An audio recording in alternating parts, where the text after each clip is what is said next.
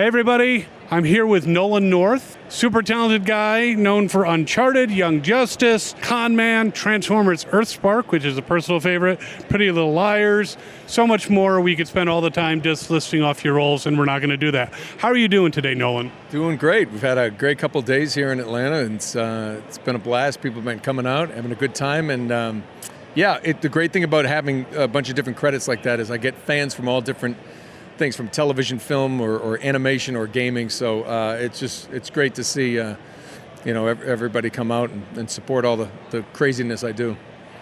Well, I want to talk to you about the craziness that you do because you've had a number of superhero and sci-fi roles. What are your favorite superhero and sci-fi shows and such? To watch? I've been a Star Trek and Star Wars guy my whole life, and I've gotten a chance. I loved all the original stuff, and by doing some of these conventions, gotten to meet a bunch of the originals. Shatner and Walter Koenig, George Takei. And then Next Generation for Star Trek.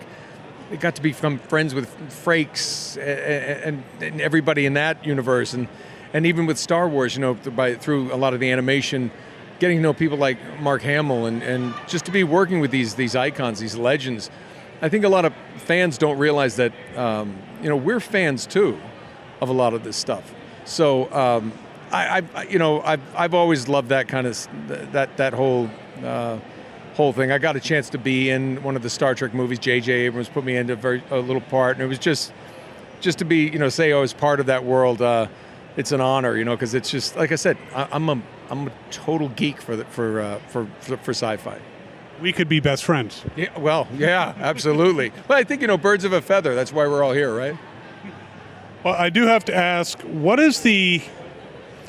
your voice work, what is the easiest role for you to voice, and what is the most difficult? One of the easiest role that I've ever done vocally, Nathan Drake is pretty easy, but that's not just... that's full-body motion capture, just like an on-camera job, and it's just my voice.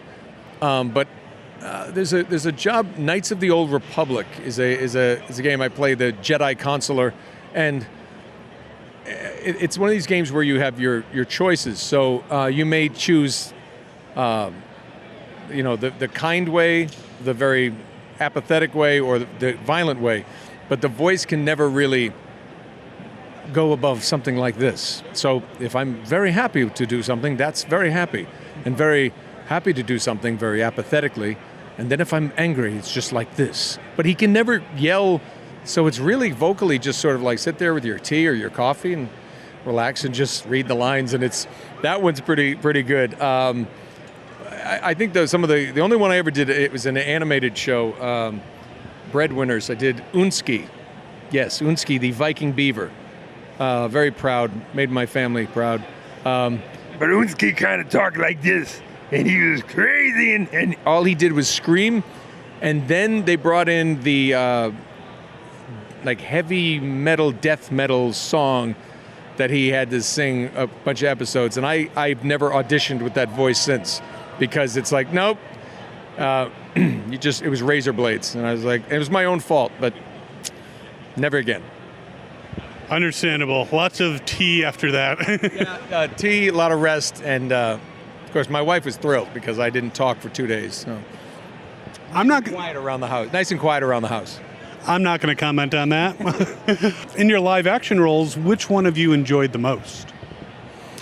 There's been so many. I think Con Man with Alan Tudyk was one of my favorite roles, because it was the first time I got to do something really a little over the top, kind of comedically. A lot of my roles, for whatever reason, I'm someone's father, someone's lawyer, someone's father who is a lawyer, doctors. It's always just some of those things.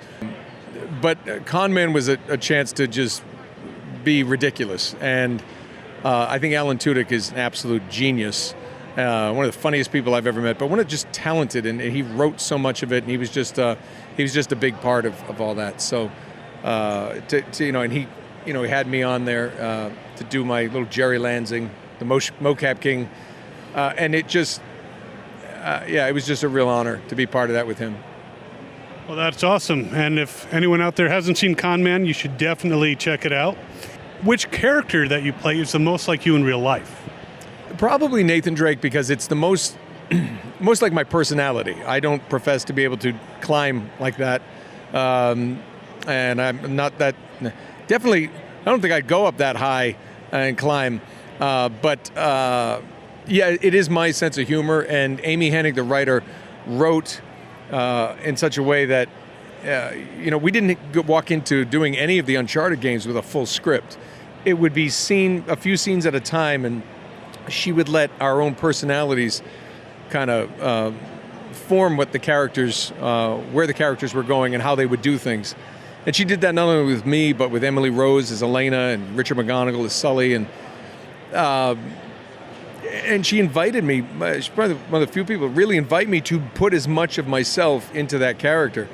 So I would say his sense of humor, his empathy, his feeling is very much like me. And I think I learned a lot about what good acting is. When you can infuse that much of yourself, you're the only one I'm the only one who can do it that way. Anybody else would be trying to do it. And if you're not trying to play a character or do an impression of someone else, I think I'm going to try to play it like that. You're just truly being as much of yourself. That's what makes it unique to you. And then you just have to see if people like it or not. And fortunately for Uncharted, a lot of people did. So I'm very lucky. Well, we're very lucky that you got the role. Speaking of that, your appearance in the Uncharted movie, which wasn't a bad movie, but a lot of people were like, that's not Nathan Drake. Well, how did that appearance come about? Well, they'd wanted me to do the cameo, something like that, just as a nod to the fans. And I was a little hesitant at first, to be honest, but when they proposed the idea of he's on the beach, it's quick in and out. It seemed like the right thing to do. It just was a really good way. I'm a big fan of Ruben Fleischer, the director as well, who did Zombieland, and he wrote and directed the Zombieland movies, and then directed Venom, and the script that they had, it had the right amount of finding the humor within all the action, a lot like the way Raiders of the Lost Ark and Indiana Jones did. The humor came out of the situation. It wasn't like a set-up punch kind of thing. And I think Tom Holland's great. I think he where was Drake in his 20s? And it's like, you arguably get one of the biggest stars on the planet to do that. People got all upset about Mark not having a mustache. And it's like, Mark's, if you go back and look, Mark Wahlberg's good in everything he's done. So I knew he could find the Sully. And the great thing is people don't realize is Richard McGonigal is from Boston, just like Mark Wahlberg. So technically the Sully thing works. Anyway, they just called me middle of the pandemic. I got on a plane, went to Barcelona, and it was great. Just to be able to be part of that. And they really asked my opinion. It was really, I just felt like, okay, I'll just come in here, do the cameo, and get out. And they're like, what do you think? What did we try this? And we played with a couple different things, and it was really good to see that they embodied the collaborative spirit for the movie, the same way Amy Hennig always and Naughty Dog always let us do that with the game. It was very collaborative, fun, quick and easy, and I got a nice little trip to Barcelona, even if I was masked up and forced to stay in a hotel for 48 hours before I could go. But it was a nice hotel. But it was great to see you on screen in that movie, 100%. So, any projects coming out that you can discuss? No, but there are projects coming out. I think I can. They Suicide Squad. I've reprised the role of the Penguin. Somebody just told me I could say that because it just was announced somewhere a couple days ago. So a lot of people like the Penguin. They want to see him. So we got that. And there are some other things, but I'm not at liberty to say. But been keeping busy, so that's good. So we have lots to look forward to and more to come. Any words that you'd like to say to all your fans out there? I just would like to say thank you for keeping me employed. I get a lot of fans come out here, and say thanks for being Nathan Drake, thanks for doing Deadpool, you know, thanks for Pretty Little Liars, all these shows. Thank you so much. And I always try to thank them back because, and I don't want to sound Pollyanna about it, but I try to let people understand that if you didn't come to conventions to see me, if you didn't watch the shows or play the games, I don't get hired, and those things don't get made, and therefore I'm out of work. So thank you for supporting all this, and because I never thought this was a job that real people had, and I'm just proud to keep doing it, and I'll keep going if you keep watching and playing. So there you go. Thank you.